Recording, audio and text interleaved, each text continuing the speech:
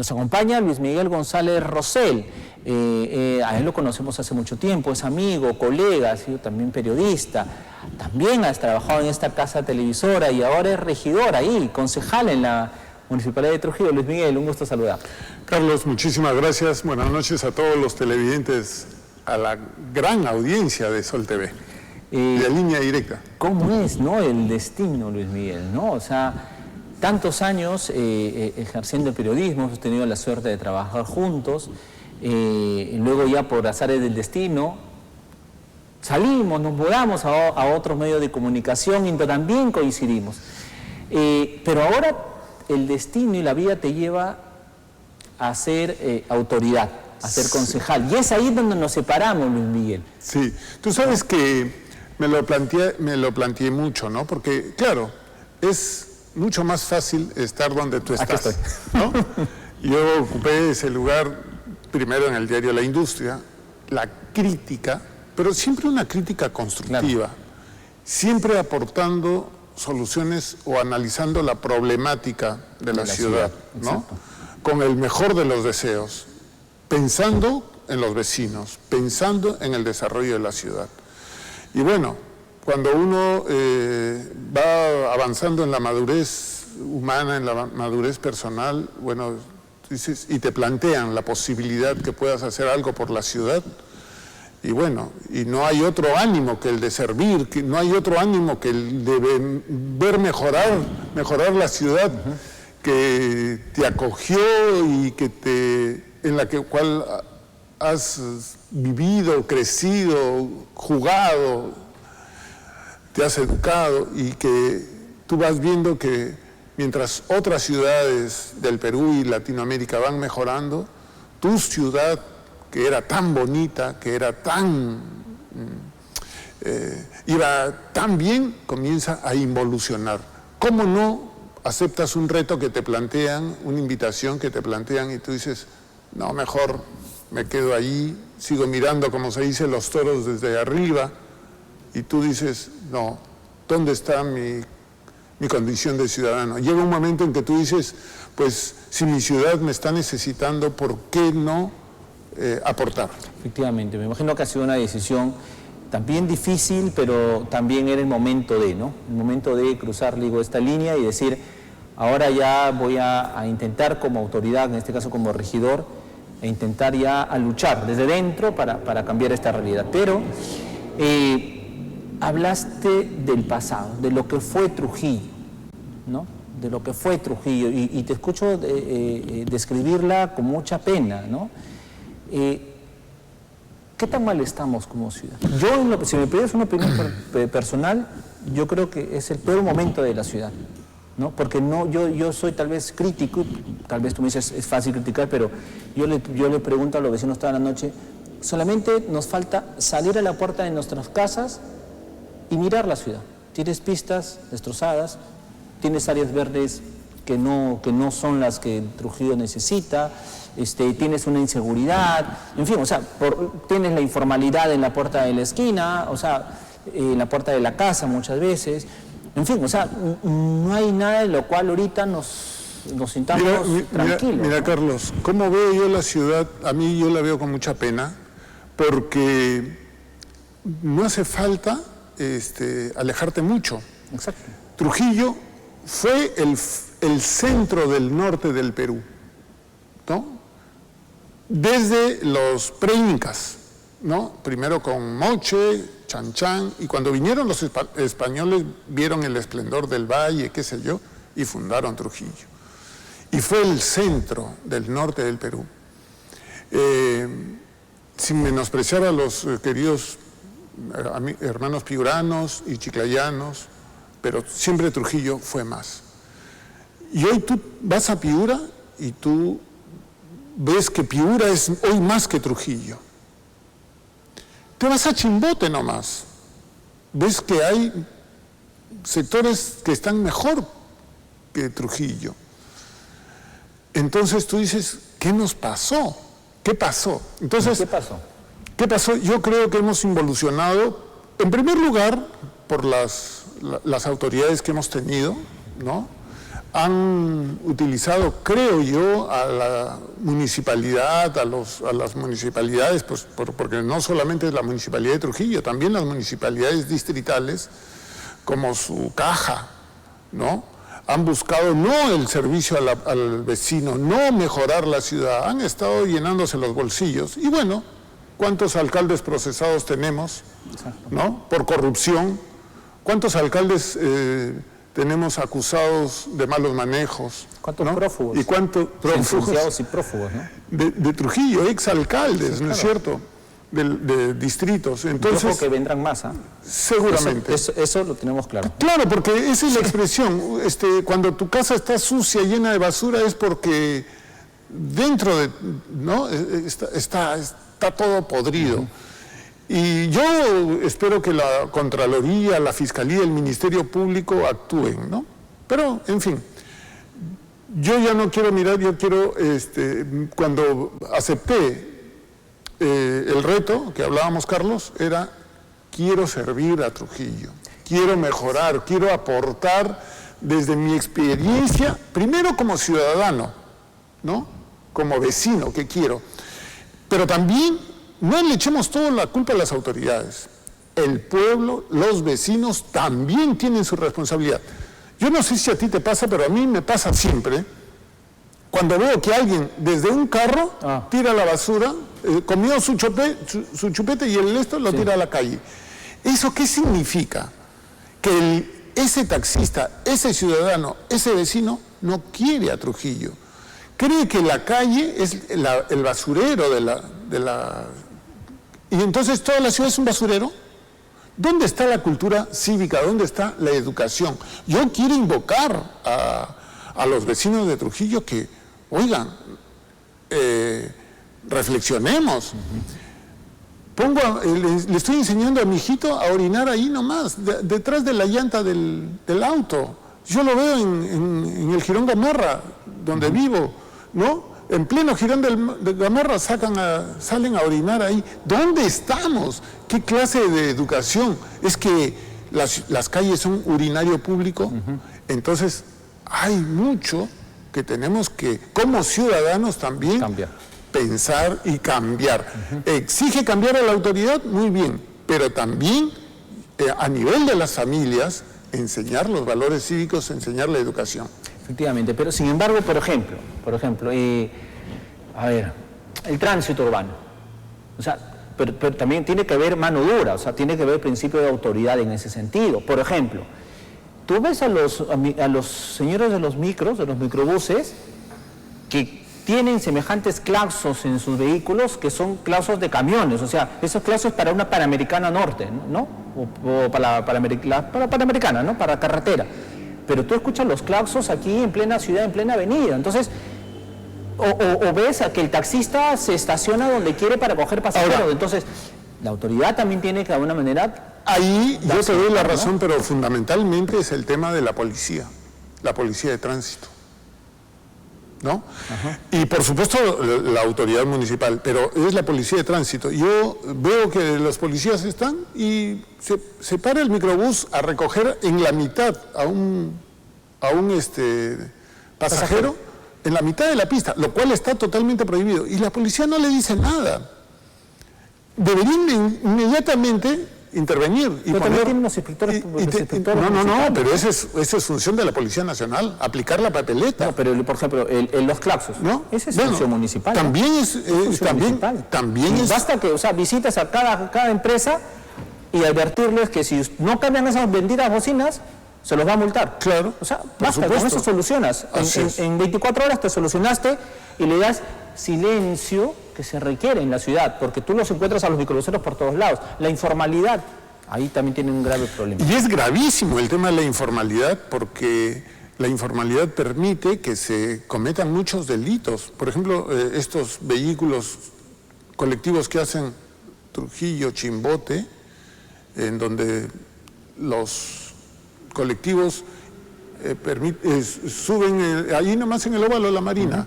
¿Quién controla si hay tráfico de menores, tráfico de personas, tráfico de drogas? ¿Quién controla? Pero la policía debería intervenir ahí. Claro. ¿No es cierto? Ahí es la policía. Entonces, debe haber una unión, ¿no? Yo he sido víctima en la última semana de diciembre, te digo víctima de las grúas, por ejemplo, ¿no? He sido víctima y no hice aparecer como que era regidor electo, quise ver la ruta, ¿no? De cómo se llevaban mi carro y cómo llegaban los carros en cantidad. Y en cada grúa, 2 policías. ¿Qué hacían ahí? Cuando esos policías no deberían estar en la grúa. Ellos intervienen, ponen la papeleta y tienen que estar en las calles. ¿Qué hacían allí? No hay más grúas ya, se supone, ¿no? Por ahora. En otras ciudades funcionan las grúas, pero no con un efecto como el que han estado haciendo, sino con un efecto de educación. O sea, te llevaste el carro, pero, oye, no lo vuelvas a hacer. En todas las ciudades funcionan grúas. E incluso, bueno, por supuesto que en los países desarrollados, porque es una forma dura para hacer valer que, pues, si te has estacionado en doble fila, ¿no? Y estás obstruyendo un paso, viene la grúa y te lleva. Pero no así como ha ocurrido, ¿no? Un carro bien estacionado, porque zona rígida, ¡bum!, al garrazo. No, eso está mal. Claro. Eso es mal. Y en fin, hay muchas cosas que se tienen que corregir desde la municipalidad. ¿Qué es lo primero que tú vas a querer que se aplique en la ciudad, por ejemplo? ¿A qué sector tú le vas a poner más empeño, por ejemplo? Yo, como te digo, pienso que desde la municipalidad hay que trabajar por la educación. Es la comisión que tienes. Hay que trabajar por los jóvenes, a través del deporte, por ejemplo, porque a los jóvenes, ¿cómo es posible que estén cerrados la piscina Víctor Larco, el complejo Chicago? ¿Cómo es posible? Terrible. Los clubes del pueblo. ¿Dónde juegan nuestros muchachos? ¿No? Entonces hay que fomentar el deporte, que además da valores, el deporte además disciplina, bien llevado, disciplina. Hay un programa de la formación humana de las Naciones Unidas que te ayuda a esto, ¿no? Estamos a punto, he conversado con la representante de la Sinfonía Perú de Juan Diego Flores, ¿no? Estamos a punto de perder el apoyo. ¿Por qué? Porque la Municipalidad de Trujillo, ni ninguna institución ha facilitado un local para que los chicos, el coro y los chicos que hagan sus ensayos.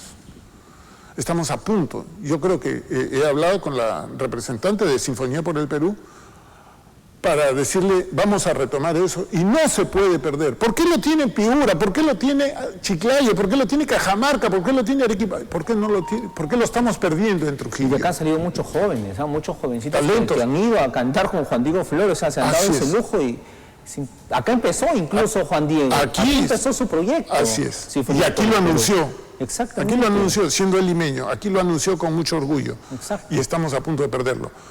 Entonces, digo, la cultura y el deporte, creo que apuntamos, no me interesa, o sea, es fundamental, perdón, el tema de la infraestructura, de mejorar aquí y allá, por supuesto que yo voy a apoyar eso, pero pienso que hay que construir humanidad, mejorar el aspecto de la formación, porque si no tenemos buenos ciudadanos, si no tenemos ciudadanos que amen a la ciudad, ¿qué podemos hacer?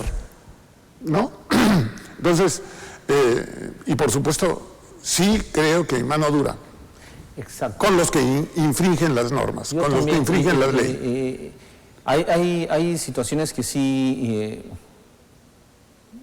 tal vez se requiere alguna semana de sensibilización, diría. Por ejemplo, una semana de sensibilización. El tema del claxon, ¿no? El tema de estacionarse en cualquier lugar, o sea, decirles en unas 2 o 3 semanas, no lo hagas porque a la segunda o tercera semana vamos a salir y te vamos a poner la papeleta.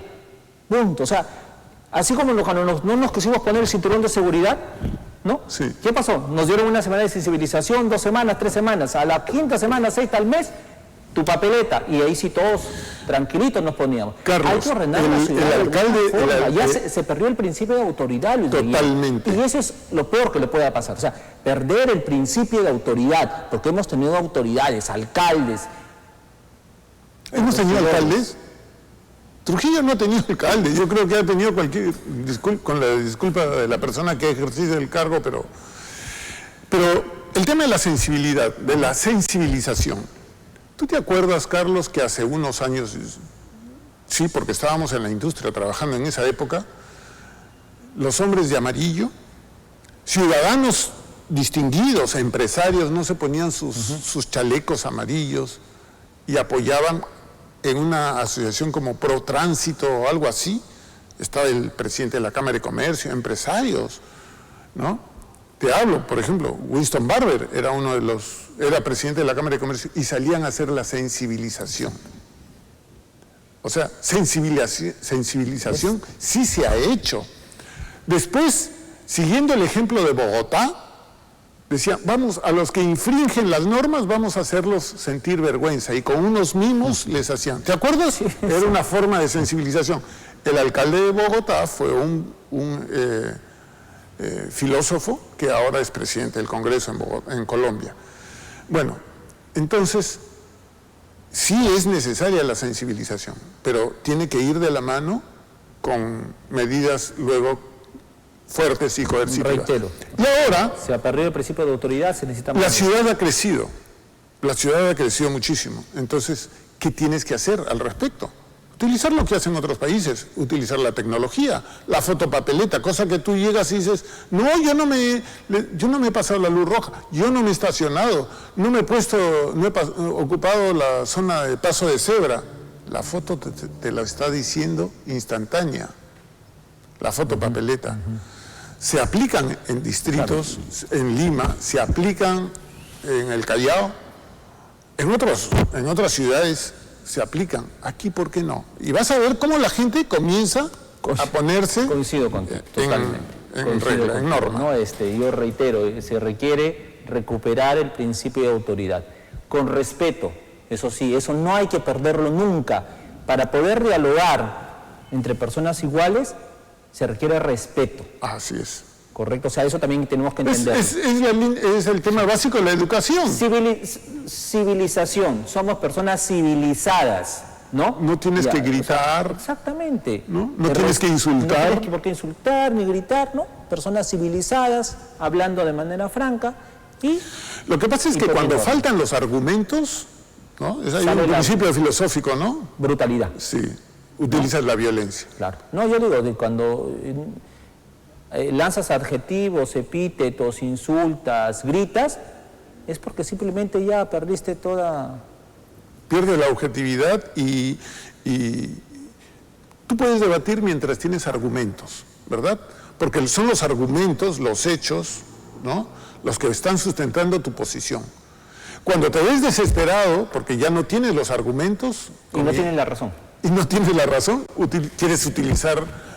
pateas el tablero, exactamente, como se dice, ¿no? Quiero terminar, Luis Miguel, la conversación contigo porque también, y lo conversamos, Trujillo requiere planificación. O sea, ya no son solamente ver los 4 años que tienen ustedes, sino visionar a Trujillo de manera ordenada, lo que es Murgia, ¿no?